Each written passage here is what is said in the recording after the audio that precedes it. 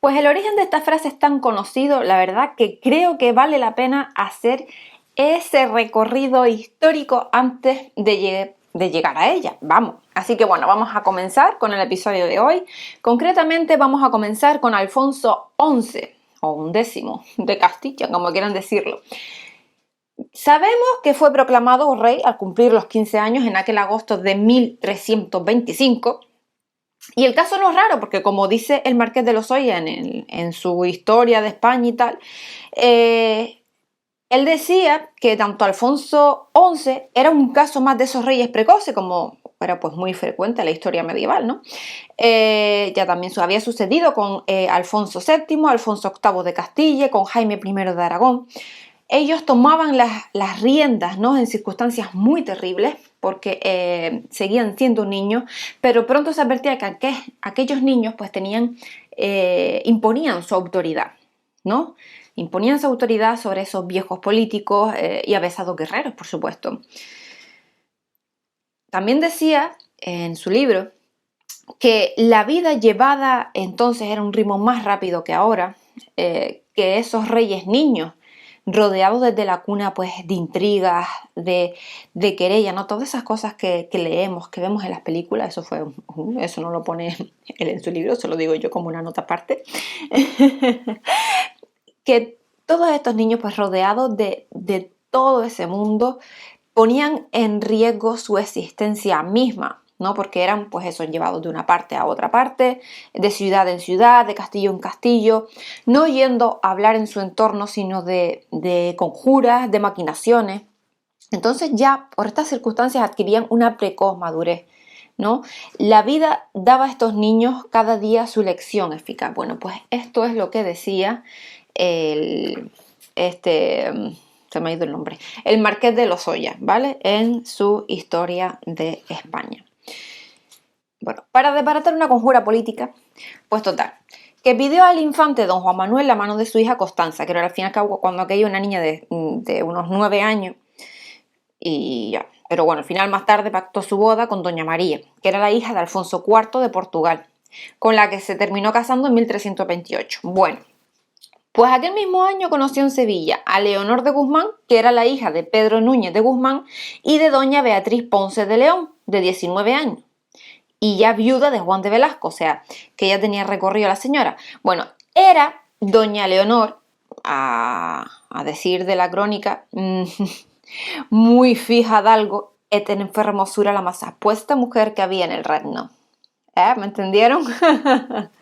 Bueno, al morir Alfonso X en 1350, mientras ponía sitio pues a Gibraltar, porque no tenía ni idea dónde encasquetarla, a consecuencia de la peste pues que asoló Europa en aquel entonces y que dio origen al Decamerón de Boccaccio, dejó de su esposa doña María pues un hijo llamado Pedro, segundo de los que tuvo con su mujer, pues el primero era llamado Fernando, que murió muy niño.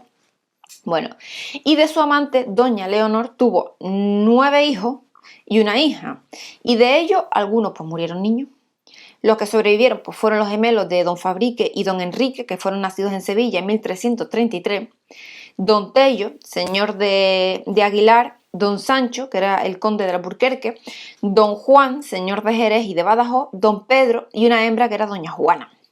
Vale, pues el hijo legítimo, don Pedro, es conocido con el sobrenombre de el Cruel o el Justiciero, y su hermano, el bastardo, Enrique, lo es por su título de Trastamara, o el sobrenombre de las Mercedes. Él fue quien le dio muerte. Bueno, pues el rey don Pedro había nacido en Burgos en 1334 y había vivido pues casi siempre en Sevilla, en casa de su madre, ¿no? Pues contaba 16 años cuando, a la muerte de su padre, en 1350, fue proclamado rey. Vale, ya pues 2 años después, en ocasión así de un viaje que el rey hizo a Asturias, conoció a María de Padilla, que era la mujer pues muy encantadora, súper mona, así sumamente hermosa, bajita, así de un dulce carácter y adornada pues con muy buenos sentimientos. Una buena muchacha. Ya está. ¿Para qué le vamos a poner más flores a la señora? Pues don Pedro se enamoró de ella, la convirtió en su amante, lo que no impidió que en 1353 don Pedro se casase en Valladolid con doña Blanca de Borbón. Bueno, y ello sucedió pues un 3 de junio y 2 días después el rey abandonaba a su esposa y corría a reunirse a su amante en el castillo de Montalbán. Bueno, pues ante el súper escándalo que se había formado, que todo esto produjo, don Pedro tuvo que ir pues de Huelva con su esposa. Pero al cabo de otros 2 días la volvió a abandonar y esta vez ya para siempre. ¡Oh, guau! Arrivederci. Así. La pobre reina pues fue encerrada en un castillo y luego en otro hasta que, bueno, en Medina de Sidonia, en donde estaba encerrada, fue asesinada por orden del rey. Ay, en fin. Mientras tanto, María de Padilla, que le había dado ya una hija a su amante y por si fuera poco el rey abandonó a la Padilla por haberse enamorado de doña Juana de Castro. Total, que estuvo tan loco por ella que quiso que fuera declarado nulo su matrimonio con doña Blanca de Borbón, que todavía vivía cuando cayó encerrada en la prisión. Pues convenció a los obispos de Ávila, a los obispos de Salamanca, y parece que logró su propósito, pero claro, don Pedro, siempre velidoso, pues abandonó a doña Juana para volver a unirse con María de Padilla, que le dio una nueva hija llamada Constanza. Bueno, después, si es que esto no me hagan decir las palabras, Dios mío, que esto es un ya me entienden por lo que voy. Total, que hubo un nuevo amorío y esta vez se llamaba Aldonza Coronel. Nombre feo como el carajo, pero bueno, Aldonza, no vamos a quitar de que por tener un nombre feo, pues es fea, ¿vale? Fue Aldonza Coronel y hizo que don Pedro se separase de la Padilla, aunque fue por muy poco tiempo, porque ustedes saben que este hombre se aburría muy rápido. Bueno, y lo mismo sucedió cuando el monarca se enamoró también de una prima de María de Padilla, que se llamaba María, como ella, porque allí en la época de antes, pues ustedes saben que todo el mundo se llamaba igual, ¿eh? Es como mi madre, que se llama Eulalia, y después tiene 4 primas más que se llaman Eulalia. Es así. Bueno, y todas de la misma edad. Eso tenía que ser un caos en Navidad. Bueno, pues, total, que se llamaba María. A lo que iba, que volvió a unirse con su amante, a la que, a pesar de sus devaneos, pues no podía olvidar, porque la quería mucho. Y cierto día, en el Alcázar de Sevilla, doña María de Padilla pues se bañaba ante el rey y la corte y tal, y algunos cortesanos, pues siguiendo la costumbre de la época, bebieron del agua en la que se sumergía pues la bella favorita, la amante favorita. Pero uno se obtuvo a hacerlo, y llamando pues claro, con ello la atención del rey, le dijo: niño, ¿por qué no bebéis vos de esta agua? Y el hombre le respondió: para que en gustando la salsa no se me antojase la perdí. María Padilla murió en Sevilla en 1361 y un año después, pues don Pedro declaró ante las cortes que ella había sido su legítima esposa y dio a conocer el nombre de los testigos de la ceremonia, entre los que se encontraba el abad de Santander, que era Juan Pérez de Orduña, que había dado pues esa bendición nupcial, y por ello quiso que fueran reconocidos como legítimos pues los hijos que de ella había tenido, que se llamaban Beatriz, Constanza, Isabel y Alfonso. Y a este último le declaró heredero de la corona, pero murió poco después. Si don Pedro tuvo una complicada vida sentimental, porque quiso, al fin y al cabo, porque nadie le había obligado, que es lo que hay. Bueno, pues si le fue muy complicada su vida sentimental, no quiero ni decir cómo fue su vida política, porque odiaba a sus hermanos bastardos y con sus propias manos mató a uno de ellos, llamado don Fadrique, y si no lo hizo con su otro hermanastro, que era don Enrique, fue porque este huyó lo más pronto que pudo, se largó echando una bomba de humo. Pues había luchado don Pedro contra los... Es que no puedo decir tampoco esta palabra, porque me vetan ya solo decirlo. Bueno, había luchado don Pedro contra los vecinos esos del sur, de Granada, y vencido por su rey Abu Said, pues más conocido pues por el sobrenombre del rey Bermejo. Y poco tiempo después de este rey, teniendo que sofocar pues una sublevación en su reino y tal, pidió auxilio a don Pedro, con el que, bueno, se reunió en Sevilla. Pues el rey de Castilla, en cuanto lo tuvo en su poder, le mandó prender y sacar al campo de Tablada sujeto a un asno. Se burló de él, ¿verdad? Y en un ataque de furia de esto, ¡ah! Tomó una lanza y se la clavó para allá que te pego. Y mientras moría, pues exclamó el rey de Granaíno: ¡poca honra gana soy, rey don Pedro! Pues a todo esto, Enrique de Trastamara había declarado la guerra a su hermanastro don Pedro.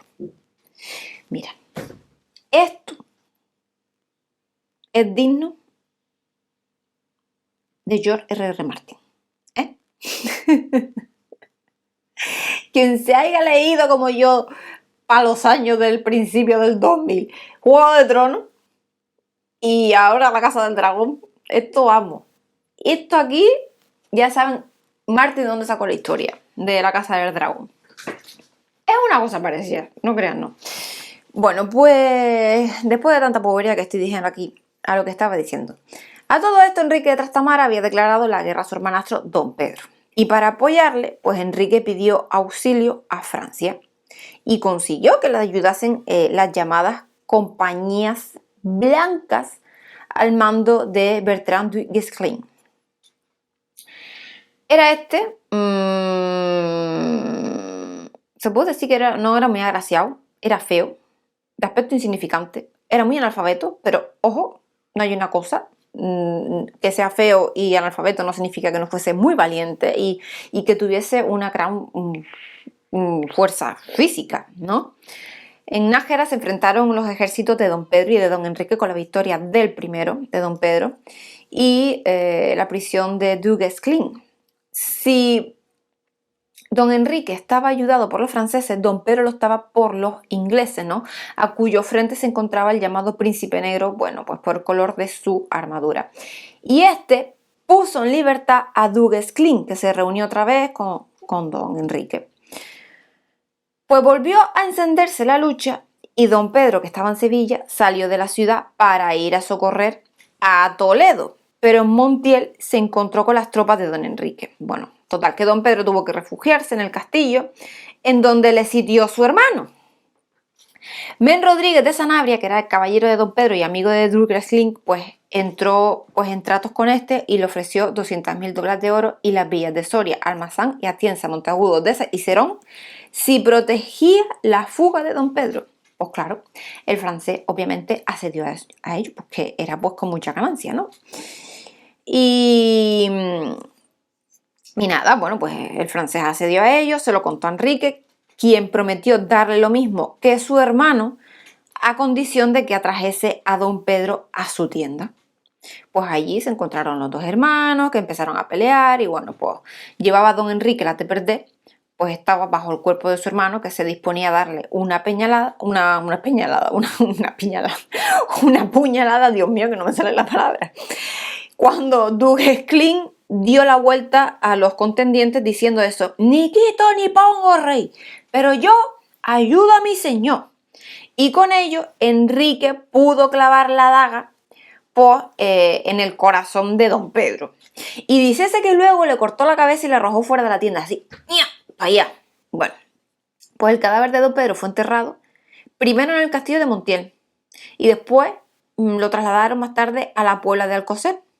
Después, luego al monasterio de Santo Domingo el Real de Madrid. Y por fin, sus restos fueron depositados en un arca, bueno, pues de terciopelo rojo, en la cripta de la capilla de Nuestra Señora de los Reyes de la Catedral de Sevilla. Y Enrique de Trastamara, pues fue proclamado rey y se le conoce, pues eso, con el sobrenombre de el de las Mercedes, por las luchas que otorgó o tuvo que otorgar a los que le habían ayudado, ¿no? Pues hasta aquí con los por lo menos 15 minutos de historia. Pero díganme o no, ¿valió o no valió la pena todo este recorrido histórico para esta frase? ¿Verdad que sí? Bueno, espero que les haya gustado y nos vemos el próximo día con más. Un saludo, muchísimas gracias a los nuevos suscriptores. Si estás por aquí por primera vez, te invito a que te suscribas, de verdad, por favor te lo pido. Hasta luego.